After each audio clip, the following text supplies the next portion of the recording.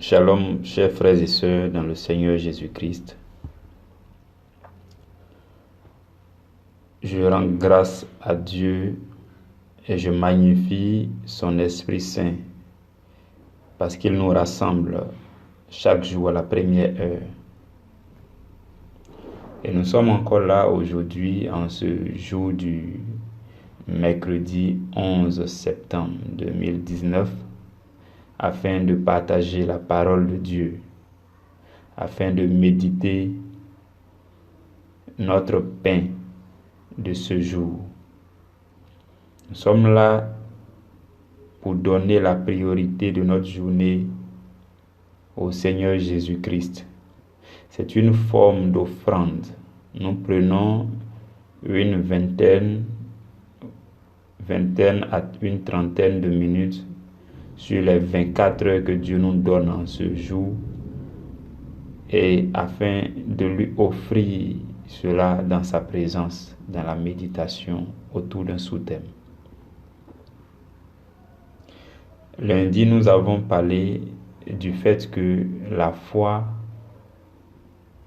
provient d'une ferme assurance de ce qu'on espère. Et nous avons dit que, en tant que chrétiens, nous espérons la vie éternelle.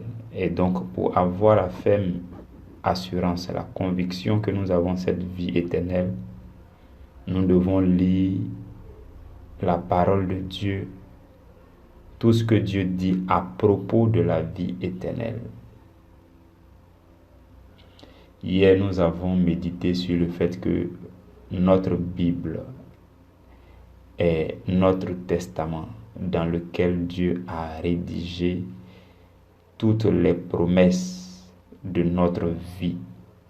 Et que si nous n'ouvrons pas le livre de la promesse, le livre de l'alliance, le testament, nous ne pouvons pas découvrir quoi faire de notre vie. Il est donc capital que nous ayons une relation intime et passionnante avec nos Bibles, la parole de Dieu, la méditation. Aujourd'hui, le sous-thème que nous allons partager, c'est « Votre foi ne viendra que du dépôt de la parole de Dieu en vous. » Votre foi ne viendra que du dépôt de la parole de Dieu en vous. Frères et sœurs bien-aimés, je voudrais que nous sachions que en chacun de nous se trouve ce que la Bible appelle un dépôt, ou encore ce que les hommes peuvent appeler une mémoire. Chacun de nous a en lui une sorte de réservoir où est emmagasiné des choses. Et de ce réservoir, nous puisons tout ce que nous disons. Chacun de nous puise dans le réservoir de son cœur ce qu'il dit, ce qu'il exprime. Et la plupart du temps, c'est ce que nous disons que nous deviendrons. Nous devenons ce que nous disons. Et ce réservoir se trouve dans notre cœur. Dans le cœur de chacun se trouvent des choses qui sortent de lui. Si vos cœurs sont remplis de mauvaises pensées, de pensées négatives, vous allez vous exprimer de façon négative. Vous allez être pessimiste, inquiet, vous allez toujours être soucieux, ainsi de suite. C'est pourquoi je nous invite à lire ce verset de Luc chapitre 6, verset 45, où Jésus dit que l'homme bon tire de bonnes choses du bon trésor de son cœur, et le méchant tire de mauvaises choses de son mauvais trésor. car c'est de l'abondance du cœur que la bouche parle. Frères et sœurs, tout ce que nous disons, nous prenons cela quelque part dans notre cœur. Ce que nous disons, c'est notre pensée que nous exprimons. Et si tout ce que nous disons est mal, ça veut dire qu'il y a beaucoup de mauvaises choses dans notre cœur. Si tout ce que nous disons, nous exprimons est mauvais, on les a puisés forcément quelque part dans notre cœur où il y a un dépôt de mauvaises choses là-bas. De la même façon, si nous parlons et que ce ne sont que des paroles de grâce, de paroles positives qui sortent de nos bouches, nous les tirons également quelque part au fond de notre cœur où se trouve un dépôt, un réservoir, un magasin de bonnes choses. C'est comme ça que l'homme fonctionne. C'est un principe universel. Tous les hommes disent ce qui vient de leur cœur. Et si vous voulez découvrir ce qu'il y a dans le cœur de quelqu'un, observez-le, observez ce qu'il dit. Observez ce qu'il dit. Il suffit de bien observer ce que quelqu'un dit et tout de suite, vous pouvez vous faire une représentation de ce qui est dans son cœur. C'est la Bible qui le dit. C'est de l'abondance de notre cœur que notre bouche parle. Ce qui est abondamment dans notre cœur, c'est ce que la bouche exprime, tout simplement. Si tout le temps vous êtes inquiet, si tout le temps vous êtes soucieux, vous pensez à des problèmes, vous craignez, ainsi de suite, cela veut dire que dans votre cœur se trouvent beaucoup de pensées de soucis. Alors que la Bible nous répète à plusieurs reprises, ne vous inquiétez de rien. C'est pourquoi dans le livre de Proverbes, il est dit, ce que le méchant redoute, c'est ce qui lui arrive. De la même façon, ce que le juste espère, c'est ce qui lui arrive également.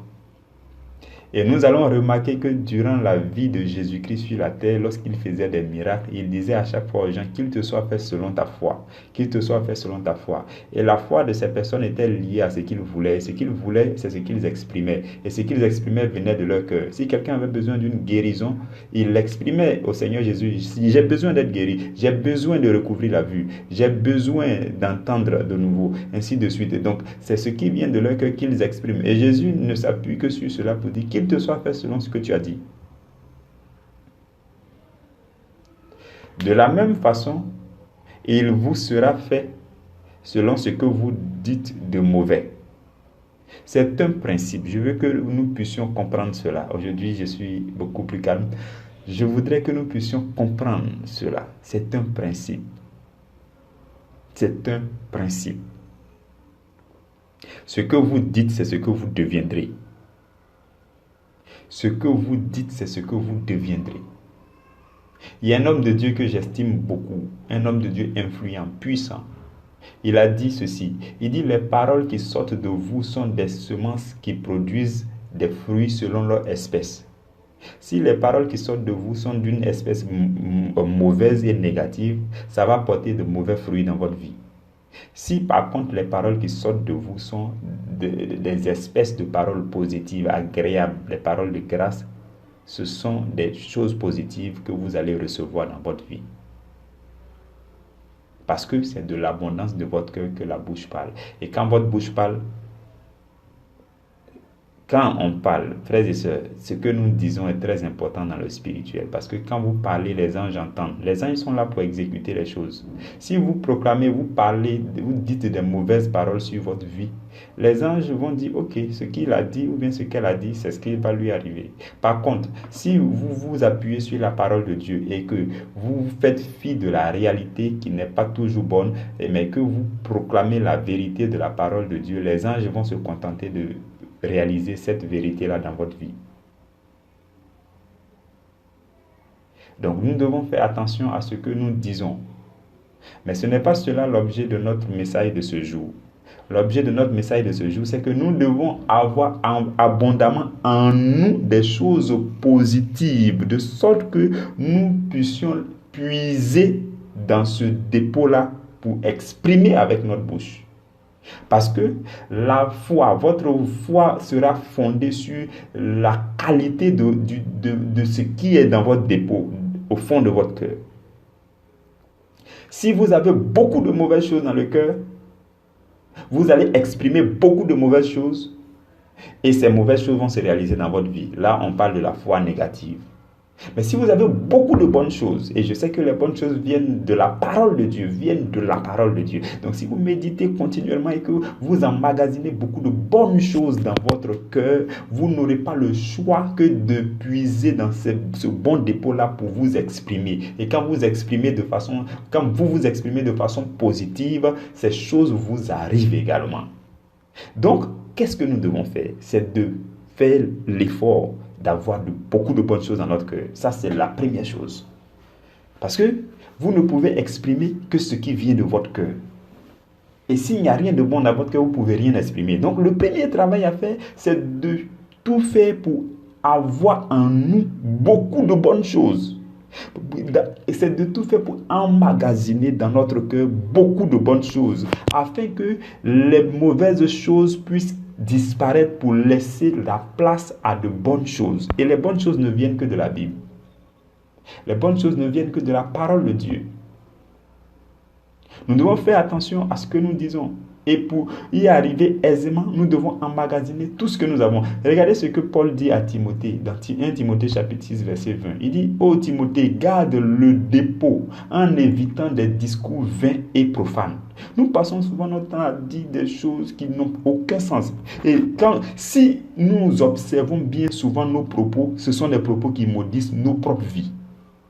Et après, quand cela nous arrive, on est étonné que cela arrive. Si quelqu'un passe son temps à s'inquiéter, la Bible dit ce que le méchant redoute, c'est ce qui lui arrive. Donc si vous passez votre temps à vous inquiéter, ne soyez pas surpris que cela vous arrive. D'autant plus que vous n'êtes pas sûr que si vous êtes méchant ou bien si vous êtes juste. Parce que la Bible dit ce que le juste espère, c'est ce qui lui arrive. Donc si vous êtes juste, espérez de bonnes choses pour que ces choses-là vous arrivent. Mais si vous n'êtes pas sûr d'être juste et que peut-être que vous êtes mauvais, alors arrêtez de dire des mauvaises choses, parce que ce que vous dites de mauvais, c'est ce qui va vous arriver aussi. Et il y a une mise en garde que Jésus nous fait dans Matthieu chapitre 12, versets 36 à 37. Là-bas, Jésus dit qu'au jour du jugement, les hommes rendront compte de toute parole vaine qu'ils auront proférée. Car par tes paroles, tu seras justifié et par tes paroles, tu seras condamné. Donc, c'est ce que je viens de nous dire, frères et sœurs. Le plus souvent, ce sont par nos propres paroles que nous sommes condamnés. Dans les moindres choses, les petites choses, nous disons des choses où souvent nous disons je suis fatigué, je suis malade, je crois que cette semaine-là même je pourrais rien faire. Quand tu dis ça net, Satan mobilise ses démons pour dire il a dit, c'est lui-même qui l'a dit, donc on va réaliser ça pour lui. Donc on est là souvent, on proclame des paroles négatives sur nous. Bon, vraiment je suis trop en galère, je ne crois pas que je vais avoir l'argent. Ou bien je ne pense même pas que je vais devenir riche. Mais ces paroles-là sortent souvent facilement. Mais dès que ça sonne net, c'est tombé dans l'oreille des démons. Et il commence à se préparer pour dire, mais il a proclamé, il a dit, dans le monde spirituel, il a dit, les anges ne peuvent rien faire pour lui parce que c'est lui-même qui l'a dit. Il lui sera fait ce qu'il a dit. Et il s'organise pour envoyer des mauvaises choses sur le chemin de votre vie. Et quand cela vous arrive, vous êtes surpris. C'est la raison pour laquelle, frères et sœurs, vous et moi, nous devons avoir une intimité avec la parole de Dieu. Parce que la parole de Dieu contient les bonnes choses que nous devons emmagasiner dans notre cœur. Et nous devons puiser là pour nous exprimer. Et quand nous nous exprimons à partir du bon dépôt, du bon trésor de notre cœur, les anges exécutent ce que nous disons parce que c'est la parole de Dieu. C'est comme ça que fonctionne la foi. La foi ne s'appuie que sur les bonnes choses qui viennent de votre cœur. Mais il faut les avoir préalablement emmagasinées. Il faut les emmagasiner. Il faut méditer la parole avec le secours du Saint-Esprit.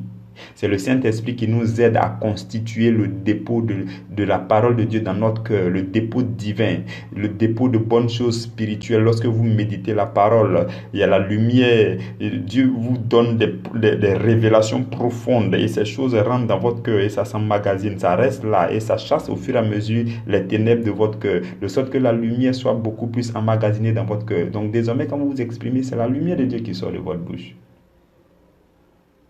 Le Saint-Esprit nous aide à cela.